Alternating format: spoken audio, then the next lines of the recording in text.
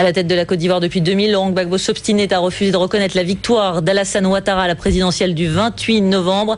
Désormais, l'affaire est pliée. Alassane Ouattara a pris les commandes du pays aujourd'hui depuis que Laurent Gbagbo et sa femme Simone sont donc à l'hôtel du Golfe QG du camp Ouattara.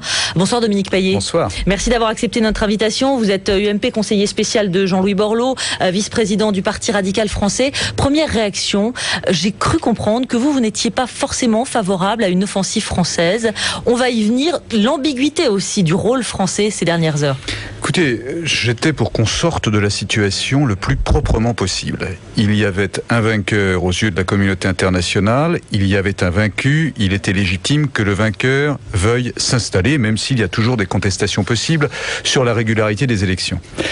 Que la France ait aidé indirectement, notamment par ces bombardements, à l'installation du vainqueur, ne me choquerait pas si ce vainqueur était propre.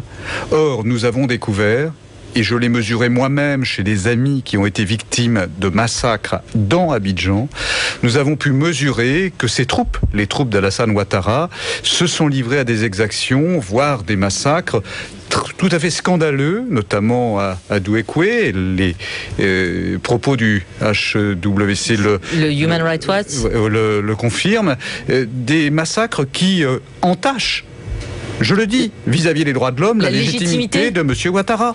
Et donc il arrive dans une Côte d'Ivoire qui est exsangue. Il a eu des troupes qui ont perpétré des massacres, et je souhaite, comme pour Laurent Gbagbo, que personne n'échappe au TPI, si TPI il doit y avoir. Et donc, il y a des ethnies montées les unes contre les autres. Il faudra beaucoup de temps, beaucoup de temps pour que ce pays ne redevienne prospère. Et en plus, il faut le dire, il est installé aux yeux de la communauté internationale, à tort sans doute dans l'analyse, mais avec l'aide de l'ONU et surtout des forces françaises.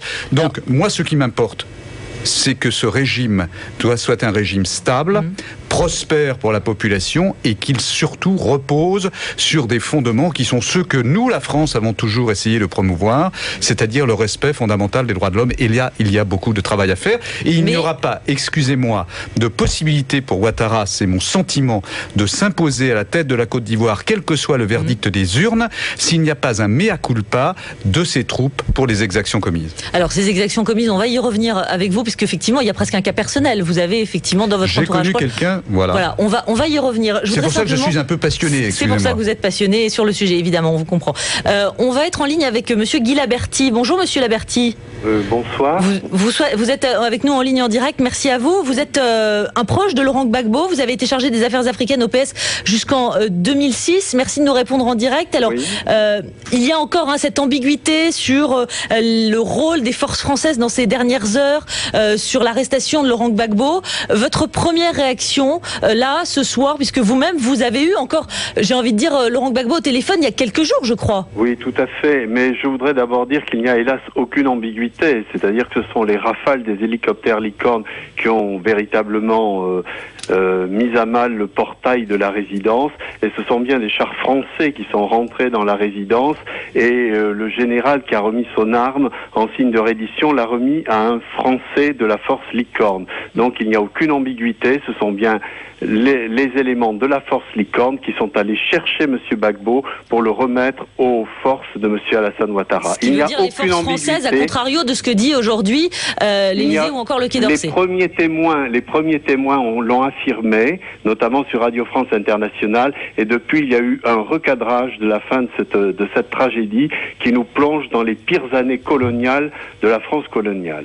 Monsieur Laberty, j'ai envie de vous poser une question. Est-ce que vous n'êtes pas d'accord de dire que jusqu'au dernier moment, Laurent Gbagbo, enfermé même dans son bunker, n'a pas en quelque sorte provoqué la France avec des tirs par exemple sur la résidence de l'ambassadeur de France ou encore sur le QG, l'hôtel du Golfe? Est-ce que on voit bien quand même qu'il disait en gros non à la France, qui restait comme ça à tenir la dragée haute à Paris? Est-ce que la France n'était pas dans l'obligation d'intervenir? Vous savez, en fait, depuis que M. Laurent Gbagbo a été élu en 2000, il n'a cessé d'être déstabilisé. Il faut savoir que ceux qui aujourd'hui l'emportent sont ceux qui avaient organisé le coup d'État en 2002 et je crois que ceux qui ont pris les armes sont ceux qui aujourd'hui ont eu besoin de la France pour aller chercher M. Gbagbo. Je voudrais simplement dire que si M. Gbagbo n'a pas bougé depuis le début du mois de décembre, c'est en fait parce que ces élections ont été truquées au Nord et qu'il a raison de dire qu'il n'a pas perdu l'élection, mais ça c'est l'histoire qui le montrera.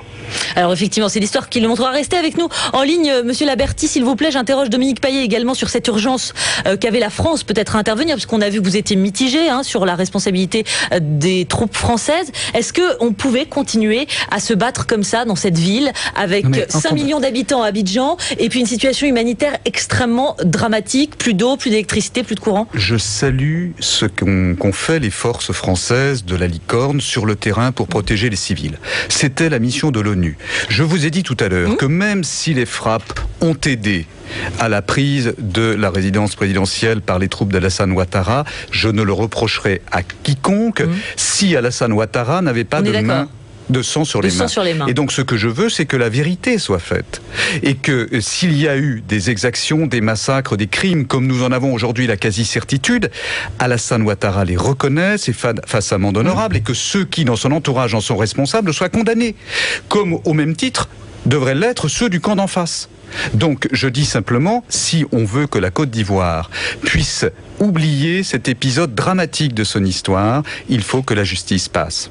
Alors expliquez-nous justement, vous, dans votre entourage proche, vous avez assisté, enfin vous n'avez pas assisté, mais vous avez eu vent, vous avez eu... J'ai le fils d'un de mes amis, 30 ans, qui était chez lui avec ses 3 frères, qui a vu rentrer les troupes de Ouattara, qui lui ont coupé, parce qu'il s'opposait à quelques, mouvements dans la maison, les 2 bras, et son petit frère, les 2 oreilles. Je vous assure que c'est bouleversant, et imaginez à un certain moment que mon pays puisse céder à l'accès au pouvoir de gens qui se comportent comme cela, parfois ça me choque au nom des valeurs qui sont les miennes. Je n'en fais pas un cas personnel, je dis simplement, si l'on veut la paix en Côte d'Ivoire, il faut que la justice passe pour tous. Alors la justice va faire son travail dans les prochaines semaines, la Cour pénale internationale ou la justice ivoirienne elle-même, on l'a entendu tout à l'heure avec l'ambassadeur ivoirien sur cette antenne même. Monsieur Laberty, vous êtes toujours en ligne avec nous normalement. Oui. Pourquoi, si vous jugez, vous, Laurent Gbagbo, légitime au regard des urnes notamment, pourquoi est-ce qu'il n'a pas été jusqu'au bout et pourquoi est-ce qu'il n'a pas négocié alors ? Si vous voulez, dès le départ, et il s'en est tenu à cette position au mois de décembre, il a demandé à ses pairs africains de venir constituer un comité d'évaluation sur ce scrutin du 28 novembre. Cette demande, personne n'a voulu y accéder, et je vous dis que désormais, c'est l'histoire qui tranchera, les chercheurs, dans 20 ans, 30 ans ou 40 ans, qui diront ce qui s'est réellement passé. Mais n'oubliez pas quand même que la juridiction ivoirienne, le Conseil constitutionnel ivoirien, a déclaré M. Gbagbo vainqueur, et que je sache aujourd'hui, M. Compaoré au Burkina, M.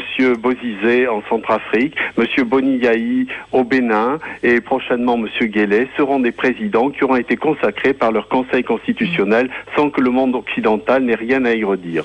Alors vous ne croyez en rien à une réconciliation nationale possible, comme le disent les proches de Ouattara? Je pense que d'abord ce qui m'inquiète un petit peu, c'est que finalement, non seulement M. Gbagbo a été arrêté, mais tous ceux qui étaient dans la résidence et leur arrivée à l'hôtel du Golfe a été l'objet pour le moins de bousculades, et je suis extrêmement inquiet sur le sort de certains.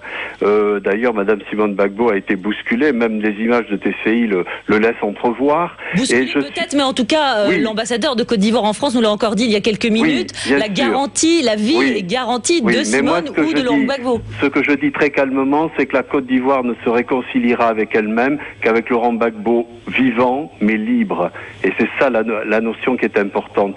Cette justice internationale, c'est toujours le point de vue du monde occidental. Imaginez que nous, en France, à la fin de la Seconde Guerre mondiale, on ait voulu juger à la fois, de façon égale, ceux qui avaient résisté et ceux qui avaient appartenu aux milices qui avaient soutenu, je dirais, le maréchal Pétain. Je crois que ce sont des choses que nous avons vécues, et ce n'est pas des gens d'ailleurs qui nous ont dit comment on devait faire notre histoire. l'histoire. Ce qui est dramatique aujourd'hui, c'est que la France se prétend la patrie des droits de l'homme, mais qu'elle ait mené une intervention qui a fait énormément de victimes militaires et civiles.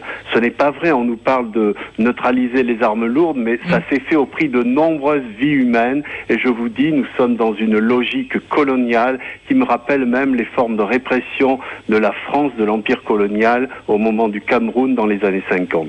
Et il y aura de fortes réactions dans les sociétés civiles africaines. Je crois que le président Sarkozy n'a pas mesuré le traumatisme dans lequel il plonge non seulement la société ivoirienne, mais l'ensemble des Africains dans leur rapport à la France. Dominique Paillet, vous entendiez à l'instant cette espèce de France-Afrique, là, cette espèce de page France-Afrique, comme si on avait rouvert le livre avec cette offensive française. Vous, c'est quelque chose dans les mêmes termes. On a vu que Nicolas Sarkozy avait appelé Alassane Ouattara juste après l'arrestation de Laurent Gbagbo. Ça nous rappelle quand même ces souvenirs-là? Moi, écoutez, ça ne me rappelle pas ces souvenirs. Je ne les ai pas vraiment connus. Je les ai étudiés, si je puis dire. Moi, je ne m'arrête pas à cette idée-là. Je ne pense pas que la France ait joué là un rôle de néocolonialisme. C'est pas le sujet. Il y a une proximité très grande entre Nicolas Sarkozy et Alassane Ouattara. C'est une évidence.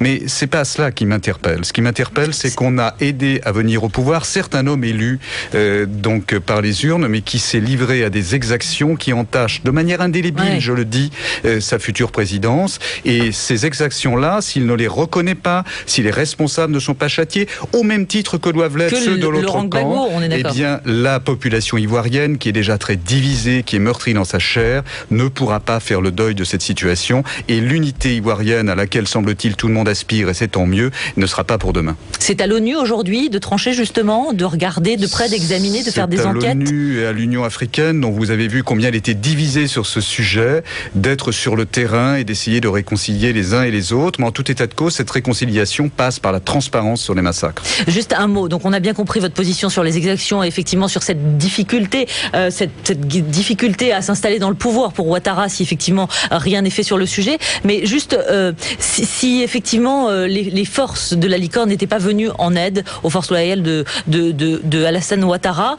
est-ce que vous pensez qu'on aurait pu aller directement vers la mort de Laurent Gbagbo? Est-ce que c'était une issue qui était évoquée là? Oui, je pense qu'encore une fois, le travail effectué par la force licorne est un travail remarquable, notamment de protection des civils. Même si il y a eu des bombardements et que ça a pu faire des morts, globalement, la force licorne était un havre de paix. En tout cas, sa présence était rassurante pour l'ensemble de la population et pas uniquement depuis les élections du 28 novembre. Ce que je veux simplement dire, encore une fois, excusez-moi de répéter les choses, c'est que celui qui est aujourd'hui au pouvoir a les mains entachées de sang et que si la transparence n'est pas faite, la Côte d'Ivoire ne s'en remettra pas tout de suite. Merci beaucoup Dominique Paillet, merci beaucoup Guy Laberty d'avoir répondu à nos questions également en direct par téléphone ce soir sur BFM TV.